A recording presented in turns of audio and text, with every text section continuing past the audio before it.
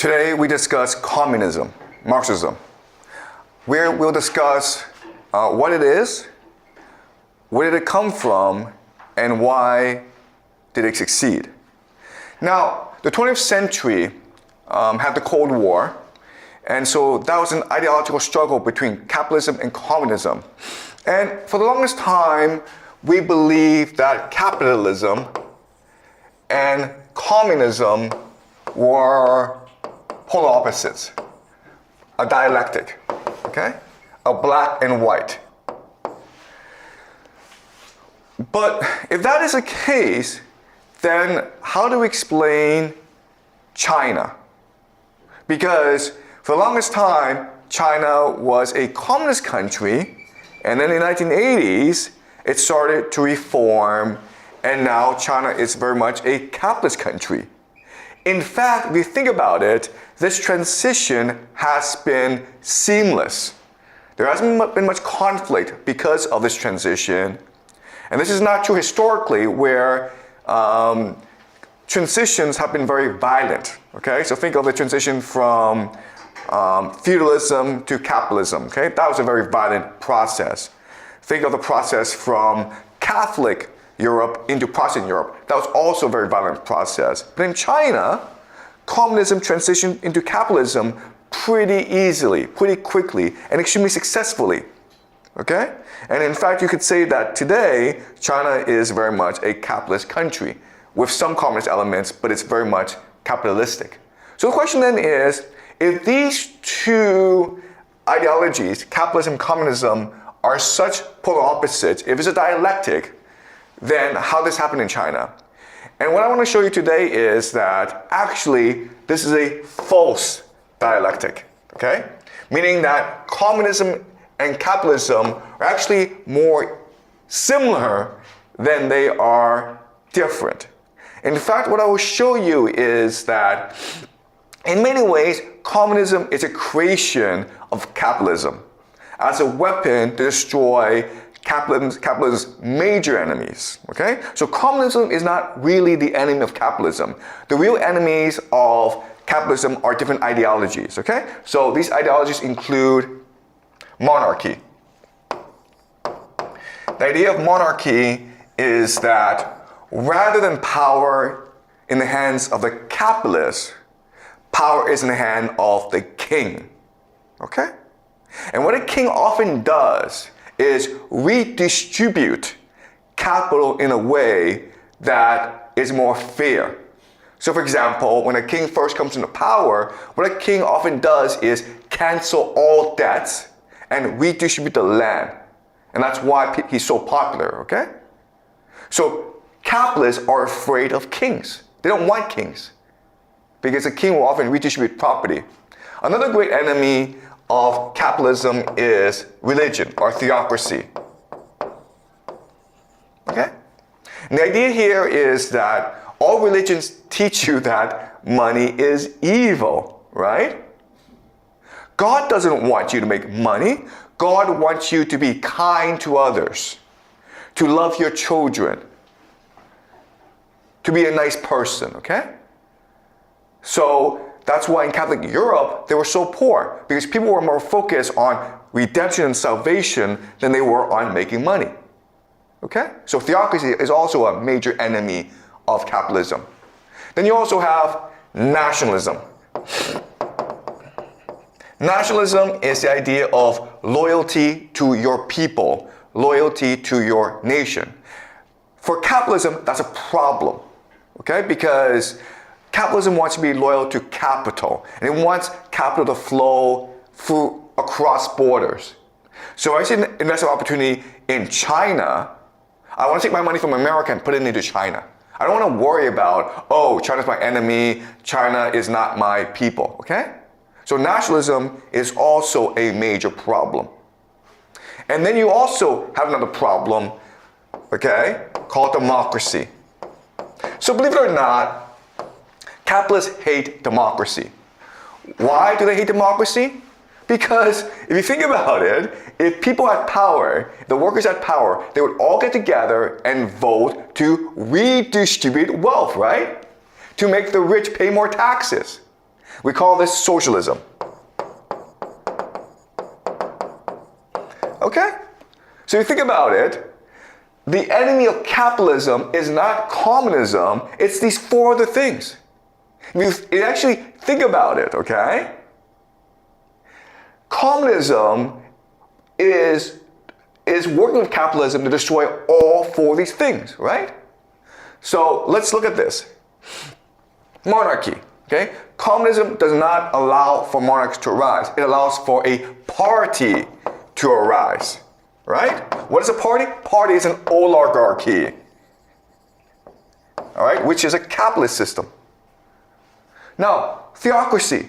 What does Marx say? Marx says is that religion is the opiate of the people. Religion is the great evil of the world. Religion creates false consciousness. Therefore, we must destroy all religion. Right? And if religion is destroyed, what is left? The only thing that is left is money. Okay? Now, nationalism. Communism is international. Right? Workers of the world unite. So nationalism is also bad. We want to unite as a world. All workers unite. The class consciousness is more important than national identity. Right? Now, democracy. No. This is bad too. Right? Because workers cannot defend their rights. Workers have false consciousness. Workers have been brainwashed by the capitalists in school, in the media, by the internet, by Hollywood, okay? Therefore, a vanguard, the party, must lead the people into socialism. All right? So this is really convenient how capitalism and communism have similar enemies, and communism helps destroy all four enemies in a way that capitalism cannot. Right? So you could also make the argument that maybe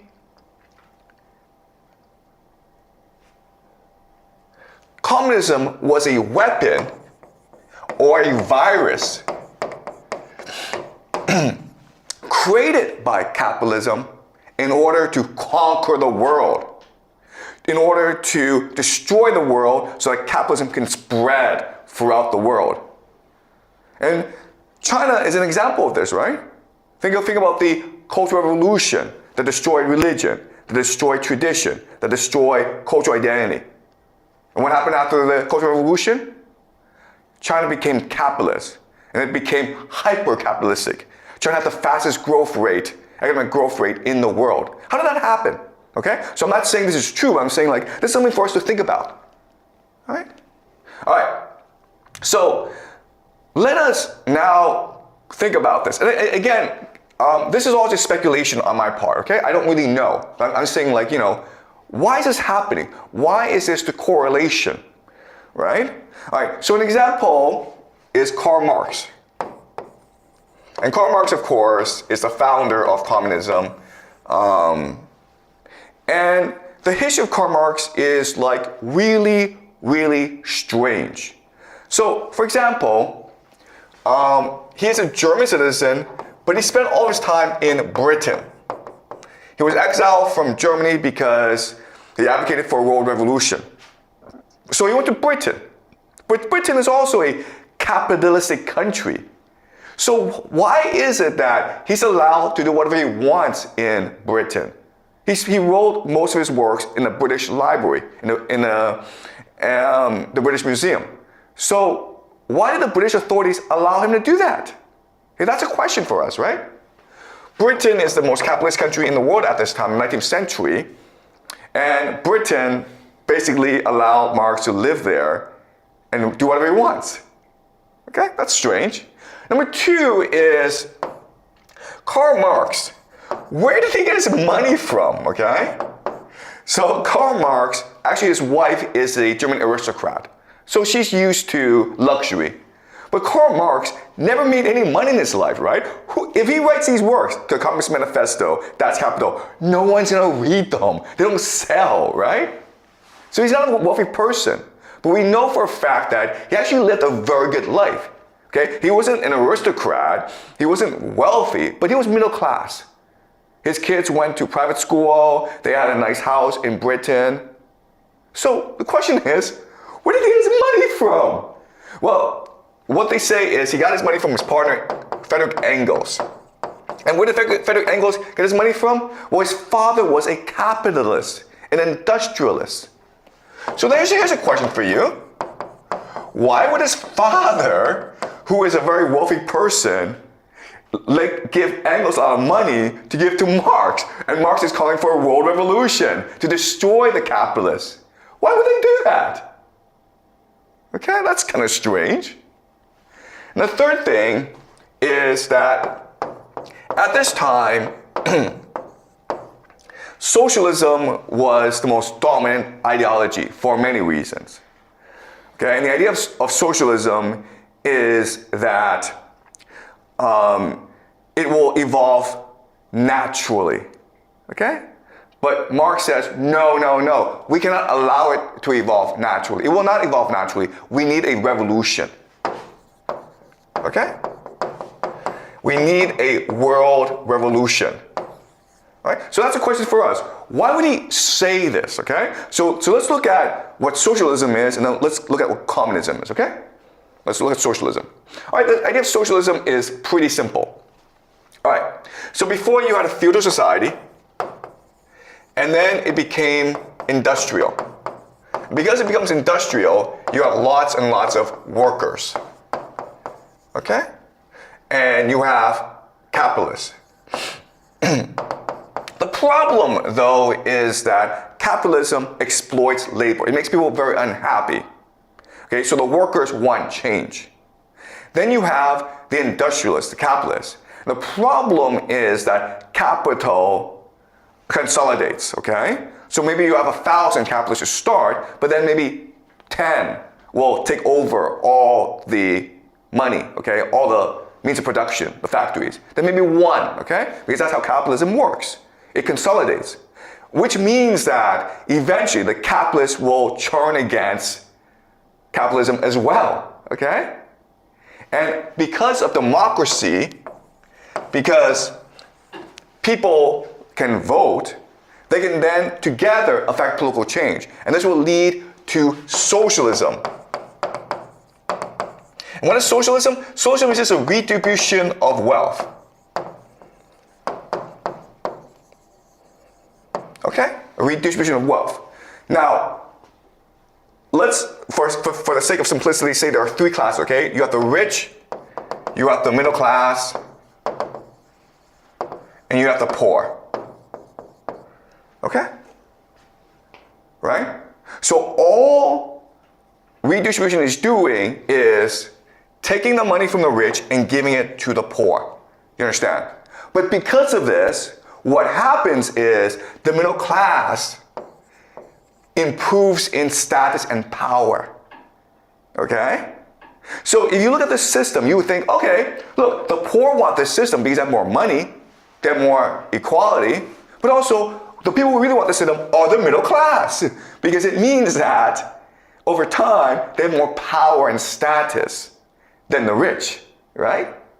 And this is a pretty powerful coalition. And that's why socialists believe that over time, this is a natural evolution. And this is true for most of human history, right? So think after World War II, Europe didn't become communist, it didn't become capitalist, it became socialist. It had a very strong welfare system, okay? So just the natural course of human history, socialism will become inevitable. Okay, does that make sense to you guys? Okay, because this is the majority of people. But Marx had problems with this, okay? Marx says, okay, all right, the major problem with this is false consciousness.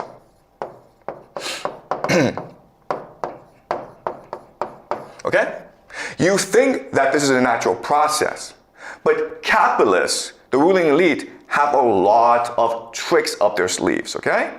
For example, they can brainwash the workers, right? So for this to work out, you need to create true consciousness. So you need to destroy religion. You need to revamp the education system. You need to control the media, okay? Otherwise, the capitalists will use the schools, the media, religion to brainwash the workers.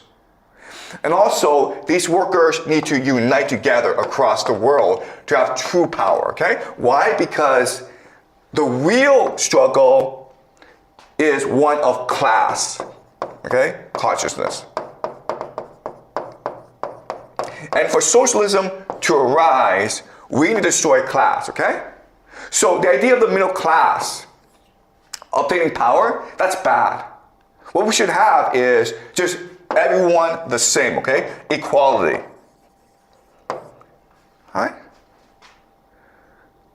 And that's the idea of Marxism, to destroy all property, okay? That's the main difference between socialism and communism. Socialism is the redistribution of property. Communism is the destruction of property. But if you do it this way, what happens is that the middle class now lose status, right? And so it's both the rich and middle class that suffer under communism, and therefore they will probably unite together against the poor. You understand? So it sounds similar, socialism and communism, but it's night and day. Socialism seems like the natural evolution of things, okay? And so it sounds right. So why is Marx screwing around this, okay? He also says that, okay, you also need a party. You also need a vanguard, an elite, to destroy the false consciousness, unite the workers, and create a common society. And when they do that, when system is completely communist, then the party will give up power and you will have a socialist paradise. But then the question then is, why would the party give up power, right? So if the party is capable of creating consciousness, why don't they just switch to a different false consciousness? Okay? So the problem with Marx is that it's working on socialism and making it more extreme. It's also making it more confusing. And why would he do that? Okay? It's very confusing now. All right? And my argument to you is that when this happens, when an idea becomes more extreme, the intention is to discredit it, to make it illegitimate, to destroy the idea. All right? So if you think about it, according to game theory, the people responsible for communism is not Marx. The people responsible for communism are the capitalists, the ruling elite, because they want to destroy the idea of socialism, right? They don't want this unity between the middle class and the workers. They want the middle class to remain with the nobility and the oligarchy, okay? Does that make sense? All right, so let me show how this works. All right, so in a feudal economy, you have the monarch and the nobility, okay? And the monarch and nobility have power through three mechanisms. First of all, they control all the land. They control the military. And they control the religion, okay? So this is the status quo. And then the peasants are the people who work the land. And this was true for most of Catholic Europe. But then with the rise of industrialism, you have new people come into power, okay?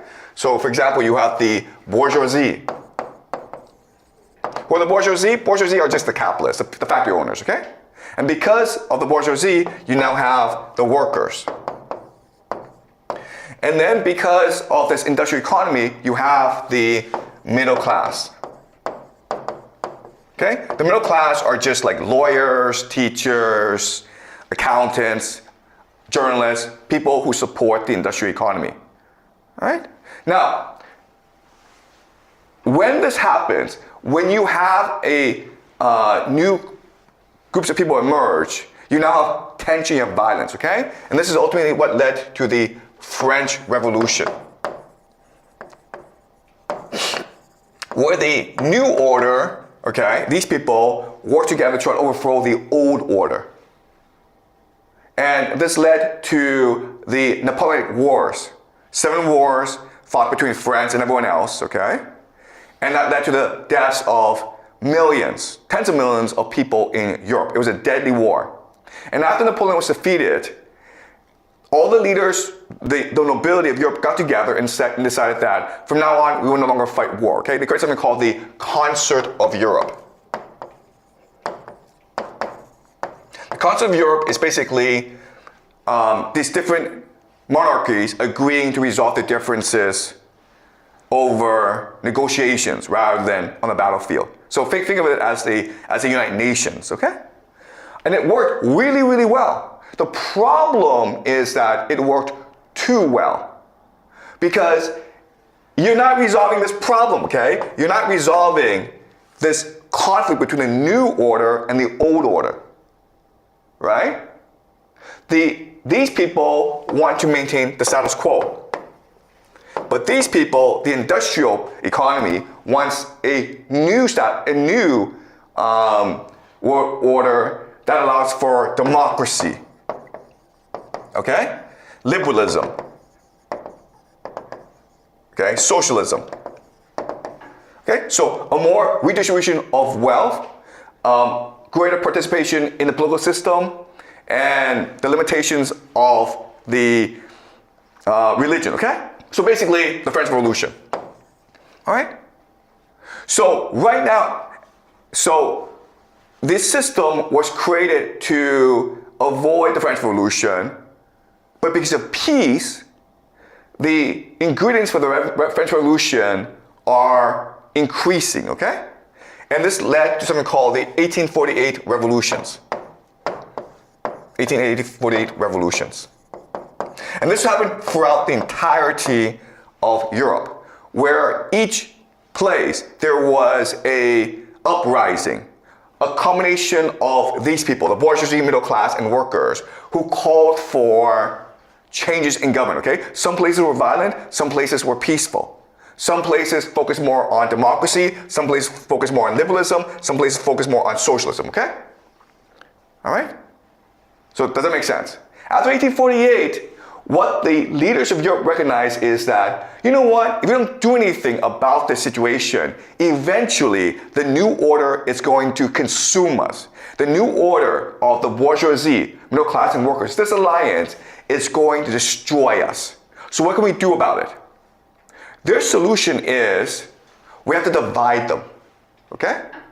We have to divide them. So before, the conflicts were about power, status, religion, okay?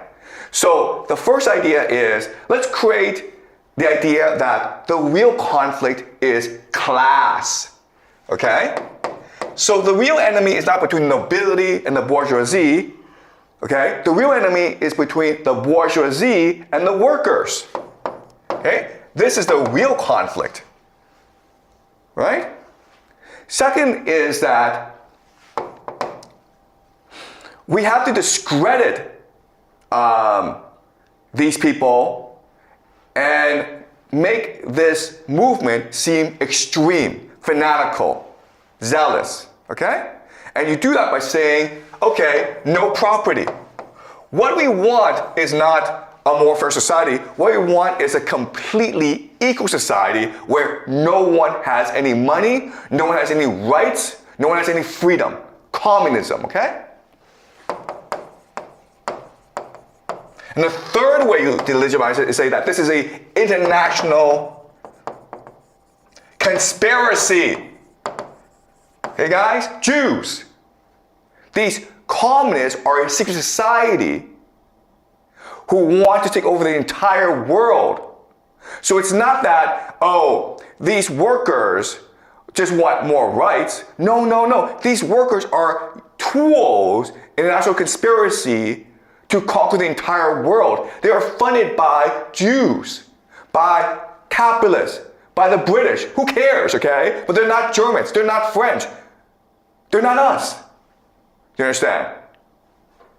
So if you think about it, communism was a psyop. Okay? A tool used by the elite, by the nobility, to make the movement of democracy, socialism, and liberalism illegitimate. Okay, this is his propaganda. Okay? Does that make sense, guys? All right, so let's look at the evidence for this. All right, so this is the 1848 revolutions. So what happened was that because of peace, you have overpopulation, you have economic growth. Okay? That led to inequality, that led to corruption, that led to conflict between the bourgeoisie, the new rising powers, and the nobility, the status quo powers, okay? And that's why you have these revolutions throughout Europe, okay? So look at France, okay? This is France, you look at like all these places. This is happening all at the same time. Okay, everywhere. And again, different systems will respond differently. The only place in Europe that's basically spared these revolutions is England. And the reason why is that England has colonies where if you're not happy, you can go somewhere else, like Canada or the United States or Australia, New Zealand, okay? But you can leave. But everyone else is stuck where they are and they are fighting for more rights. And again, this puts the fear of God into the European nobility. Okay, for the longest time, they got along, they maintained peace, but now the bourgeoisie, the industrialists, the capitalists want to overthrow the regime. Okay, so what they do now is they sponsor the creation of communism to divide the capitalists, the middle class, and the workers against each other. Okay, to create the idea of class conflict. All right? Okay, so Karl Marx and Friedrich Engels, all right, they write something called the Communist Manifesto. And this comes after the 1848 revolutions. Because after the 1848 revolution, they are absolutely convinced that Europe is ready for a global revolution, okay? And this is their agenda. And this is also a secret document because at this time, the communists are a secret society all around Europe. Okay, and I would argue that this was probably being funded by the nobility. Okay? Okay, so it calls for all abolition of property. All right? No more property. That's pretty extreme. So, because again, remember, the middle class wants to support socialism, but it cannot support communism. Socialism is just a redistribution of wealth. Communism is the abolition of wealth.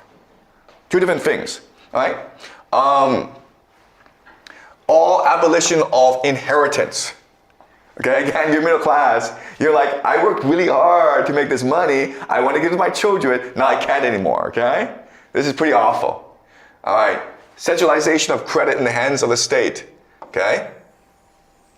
By means of a national bank. Okay, and you think, okay, this sounds pretty extreme. But you know what? They already do this in capitalism. It's called the Bank of England, right?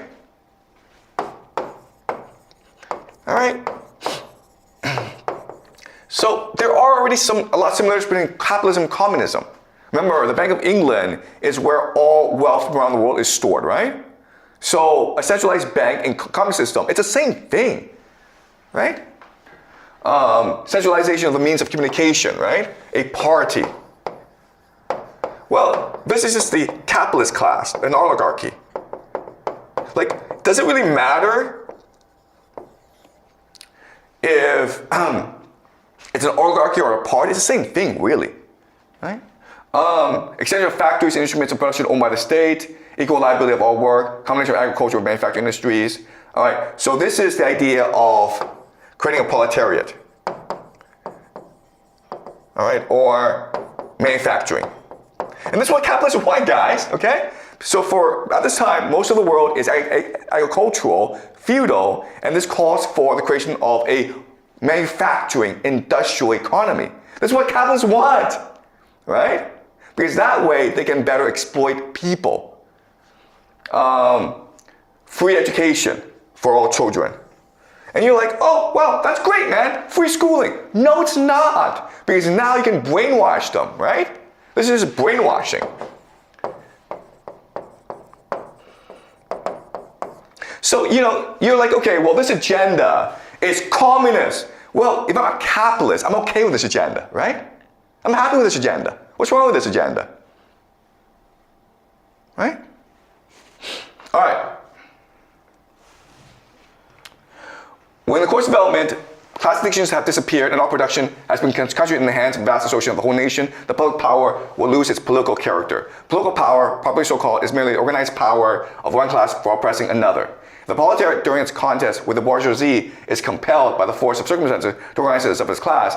If by means of a revolution it makes itself the ruling class, and as that sweeps away by force the old conditions of production, then it will, along with these conditions, have swept away the conditions for the existence of class antagonism of classes generally, and will thereby have abolished its own supremacy as a class. Okay, all right, so this sounds very complex, but it's not, okay? First of all, it establishes the proletariat and the bourgeoisie are the real enemies, not between the capitalists and the monarchy, between capitalism and religion. The real conflict is class, between the bourgeoisie and the proletariat, okay?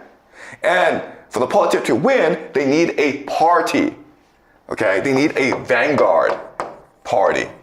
But hey, once this vanguard party establishes itself and destroys class, it will go away. Okay, do you understand? It will give up power voluntarily. It will choose to not exist anymore. This has never happened in history before, but trust us on this one, okay? This time will be different. All right? All right. Okay. So, this is interesting. In the Communist Manifesto, it says, okay, Switzerland, we support the radicals. In Poland, we support the agrarian revolution. In Germany, we support the bourgeoisie, the proletariat, okay? So in different places, they have different concerns. They have different needs, right?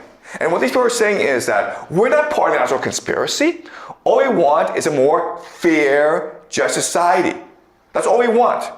We're not part of a secret society bent on world domination. What the Communist Manifesto says is, yes, you are.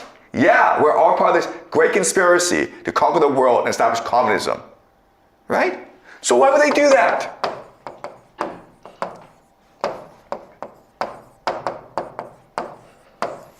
Why would they do that? That's really strange, guys. Right?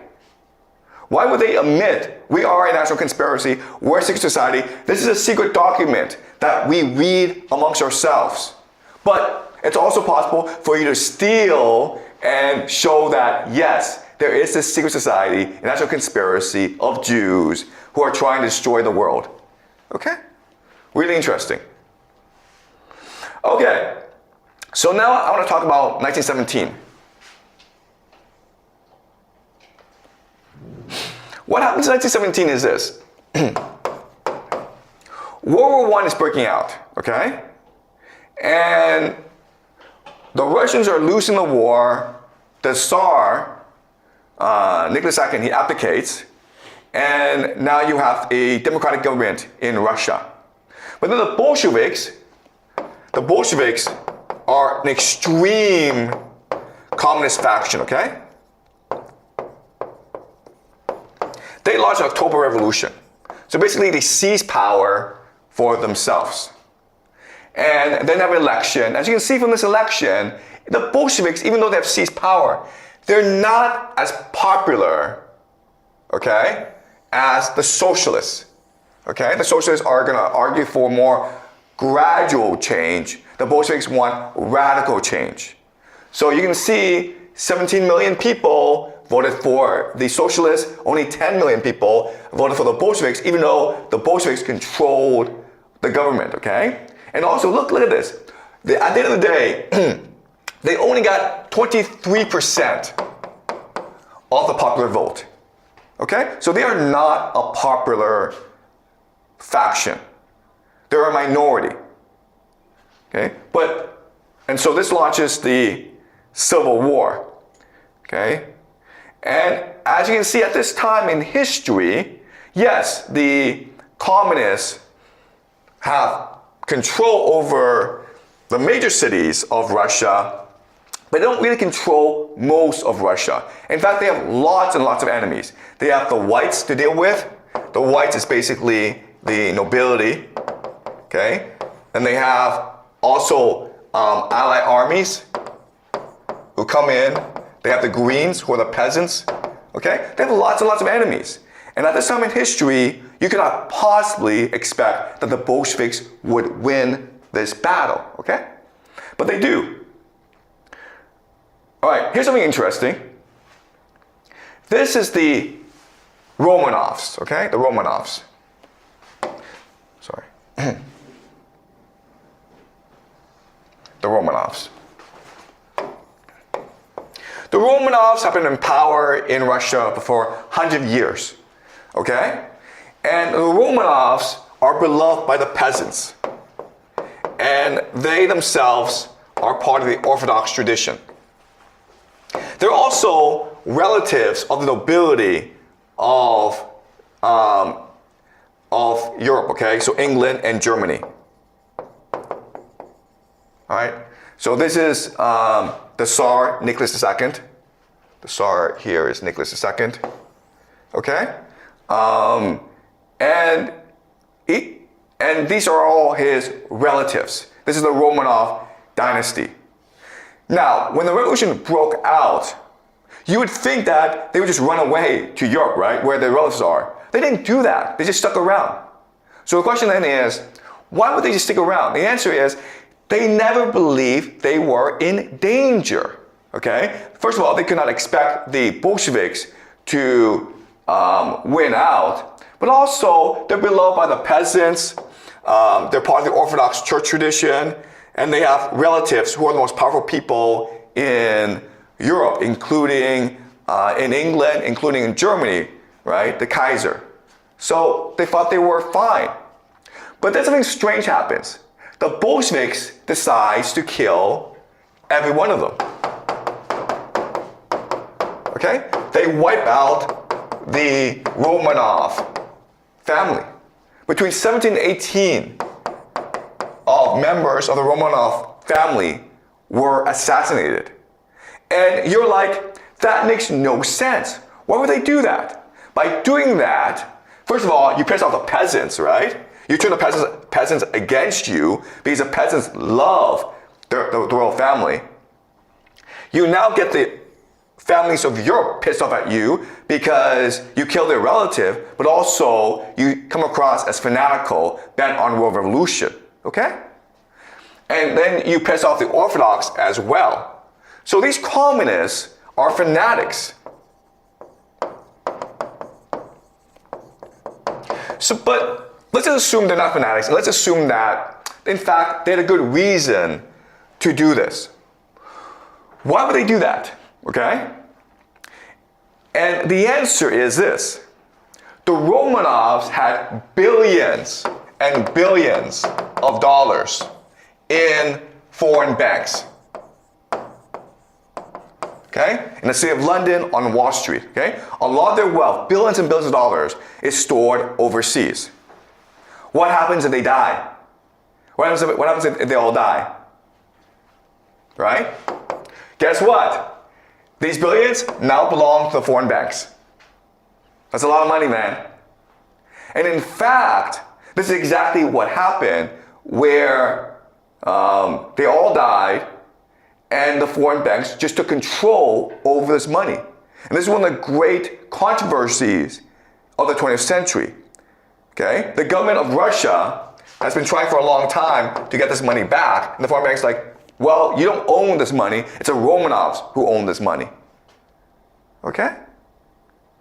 So this is evidence that the communists and the capitalists actually are friends. They're working together. Okay? Does that make sense, guys? All right. Let's continue. All right, another thing is that, again, the Bolsheviks are not that popular. Okay? The peasants are pissed off at them because they just killed a noble family. There aren't that many workers. So how can they fight this war? Well, they fight this war using mercenaries, okay? From Latvia, from China, from the Hungarians, okay? So and there's about over 200,000 of these mercenaries. And you're like, wait a minute here.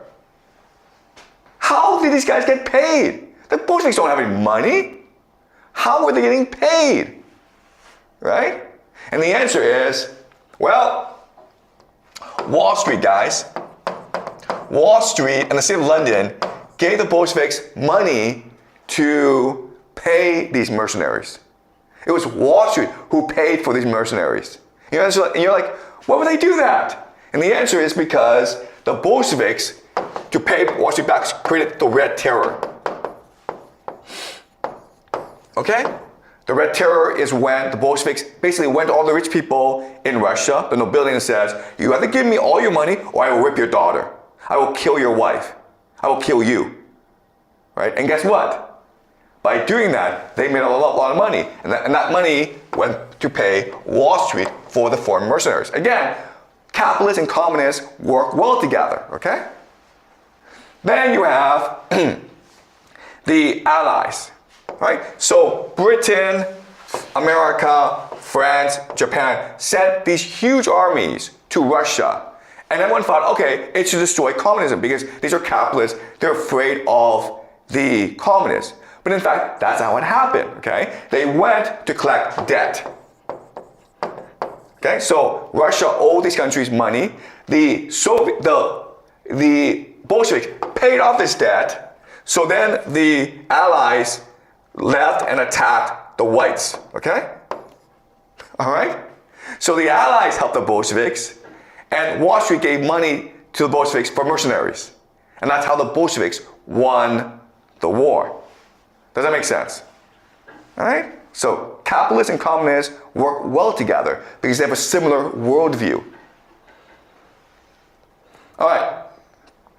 So this is a passage from a book called Wall Street and the Russian Revolution by Richard Spence, okay? And Richard Spence is a historian, and he had lots of documentation where Wall Street is actually financing the Bolsheviks. And he explains why this has happened. He says that Wall Street wants to destroy the Russian economy, okay? Destroy the Russian economy because Russia is a threat, okay?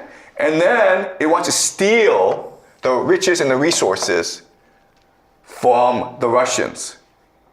Okay? That's the purpose of financing the Bolsheviks. To destroy the Russian economy and to steal the wealth of Russia. All right? From 1918 until 1921, the Bolsheviks reduced Russia to an economy based on barter and robbery. Okay? So the Bolsheviks basically stole everything from the rich, the middle class, and the poor to finance their war. Besides the abolition of private trade and the destruction of the monetary system, the Red regime embarked on a massive looting campaign, ransacking palaces, bank vaults, churches, and museums. Okay, we call this asset stripping. So basically, the Bolsheviks destroyed their own society in order to get the money to finance this war, in order to pay off Wall Street, okay?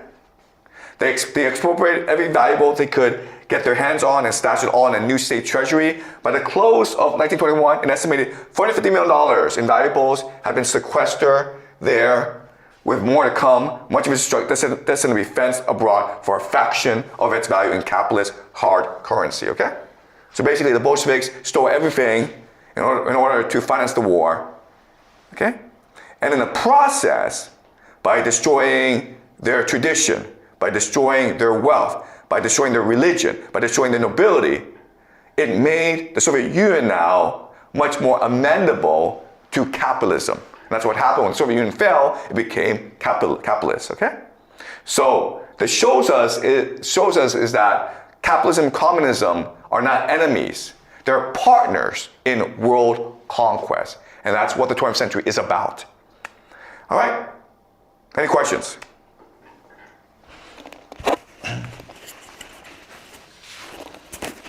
So I think for China, when China is officially recognized as a country, Mao Zedong said that we need to pursue communism and abandon capitalism. But there is they followed Marx thinkings, and currently there's a special term which is I don't know the English name, but it's called Chinese unique socialism. I don't know, is that a way that the leaders deal with when the country is, actually pursuing capitalist or is actually pursuing capitalist, but the communism goal is just professed?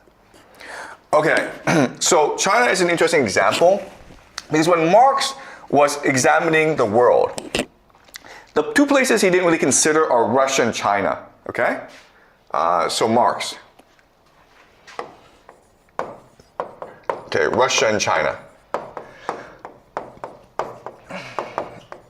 Okay, why? The answer is because both are agricultural, agrarian, or what he calls feudal.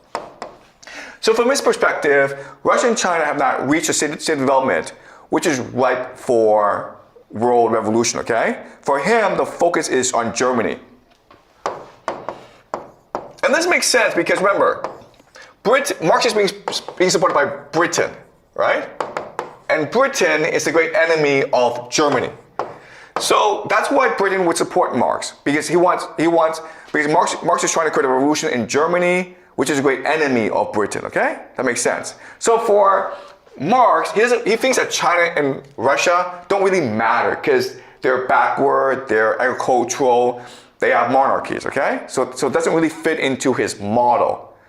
But then Lenin, okay, came and said, no, you can speed up the revolution, okay? Even though peasants become workers if you have a party to help the process, okay? So that was Lenin's contribution. And Mao is like, no, you don't even need workers, okay? You can have a movement entirely on peasants. And then once you have won the revolution, then you can create an industrial revolution.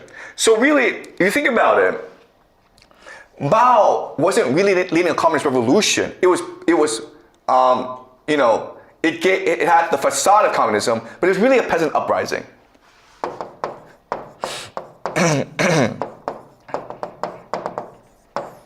Okay? So Mao was not a great communist theoretician like Marx or Lenin. Mao was a military commander.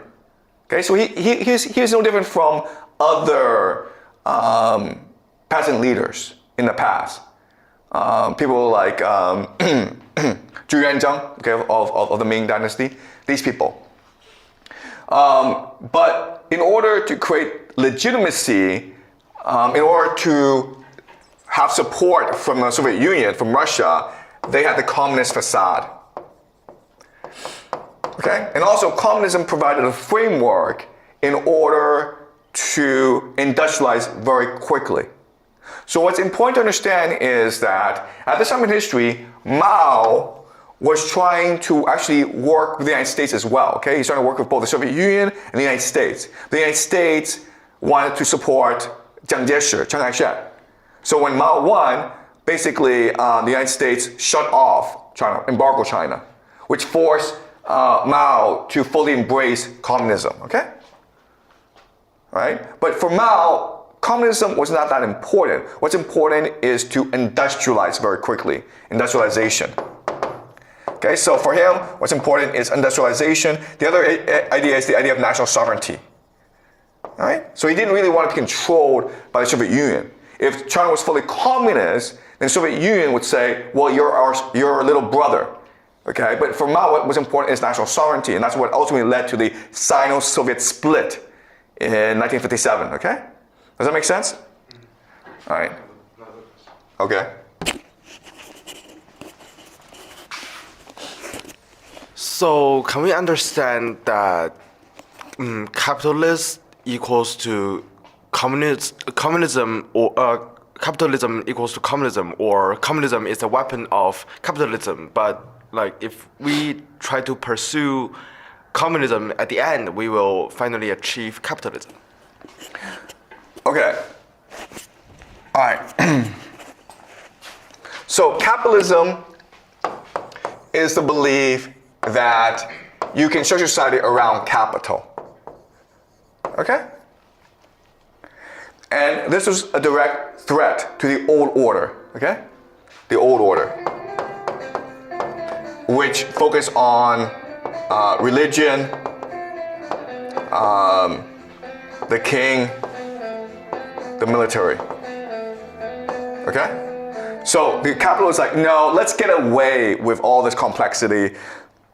Let's just make capital the basis of society, okay? Now, what happened is that as these two systems came into conflict, all right, the workers wanted socialism, okay, social democracy. So capitalism, from capitalism you had social democracy, right? Social democracy is just easy, okay? Yes, we believe in capitalism, but we believe in restraints on capitalism. We believe on a fair distribution of capital, all right? And that makes sense because, well, you can't just have a few people with all the money, okay? All right?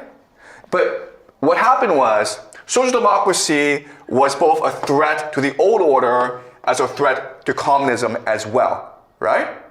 So the old order in capitalism, what they did was they would mutate social democracy into communism in order to delegitimize, okay? Delegitimize social democracy, to make it this into a threat against everyone.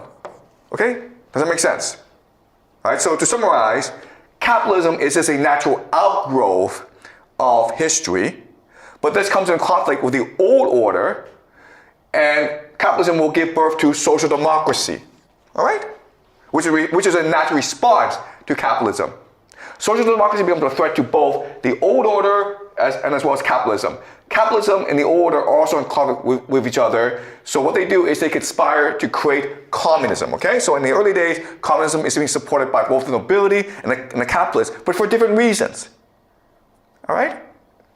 And then what happens is that because of this support, communism becomes much more extreme, which leads to Bolshevism, okay? Or revolution. Okay? All right? Does that make sense? How the system worked out? So we can't say, okay, well, they all had this plan out. No, it's actually much more organic, much more confusing than that. At first, they had communism just as a psyop, okay? No one actually believed that, oh my God, from communism you have Bolshevism, okay? Because Bolshevism is just crazy, okay? But at first they thought communism was crazy, but then it became much more mainstream, and that led to the birth of Bolshevism, which was really crazy at that time, but over time it also became more extreme, became much more mainstream, which led to the rise of communism everywhere, including in China, okay? So 1917, the October Revolution, it was a wild gamble, and it worked because of the greed of capitalists, okay? But once it worked out, once communism was established in the Soviet Union, then it changed the way people saw the world, and they thought that now communism is possible anywhere, including in China. Okay? Does that make sense? All right, any more questions, guys? Okay, great. All right, so we go on break for a month, and then when we come back from the break, what we're gonna do is we're gonna take all that we've learned, okay, all this history, all this game theory, and apply it to the modern world. So we look at specific current events. So during the break, I want you guys to focus on current events, reading news, right? So America is about to attack Iran soon. America is going to take over Greenland, Canada. Trump is visiting China in April. There's going to be a lot of news for us to cover, okay? So during the break, please focus on keeping up with current events. All right? Okay, guys. All right. See you after the break.